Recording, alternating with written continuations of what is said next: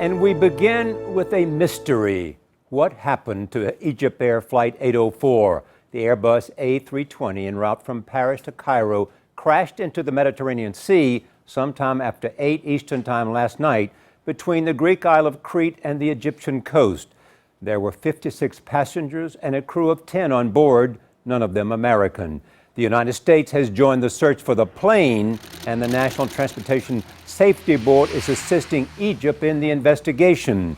We have extensive coverage, beginning with Mark Phillips in Paris. This was the second EgyptAir plane to leave Paris in the past day that no one wanted to be on. This flight was taking grieving family members to Cairo. Their relatives who had left on last night's flight never made it. EgyptAir Flight 804 had been at its normal cruising altitude in Greek airspace over the eastern Mediterranean when sometime after 2 a.m. local time, something catastrophic happened. Greek radar showed the plane going into a series of violent, irregular maneuvers, first turning abruptly 90 degrees to the left, then swinging through a tight 360-degree circle to the right, all while dropping like a rock, one official said, down to 15,000 feet, and then at 10,000 feet, disappearing off the radar. There had been no distress call from the crew, although the Egyptians said an emergency beacon may have been activated. An air and sea search was launched, including this U.S. Orion sent from Sicily. And later in the day, what looked like debris was sighted by the captain of a ship in the area, although Greek officials would not confirm this came from the plane. By chance, the aircraft involved in today's crash was seen in Brussels last year.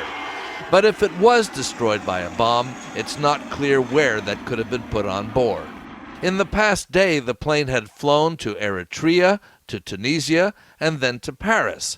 An explosive device on a timer could have been loaded anywhere, says CBS News transportation security analyst and former NTSB chairman Mark Rosenker. That's why the investigators are going to be looking at all of the stops that this aircraft made prior to coming to Paris. They're going to make a very serious examination and a series of interviews with anybody who had any type of exposure to this aircraft, whether it was cleaning crew, whether it was catering crew, whether it was the refueling crew, or whether it was the baggage crew.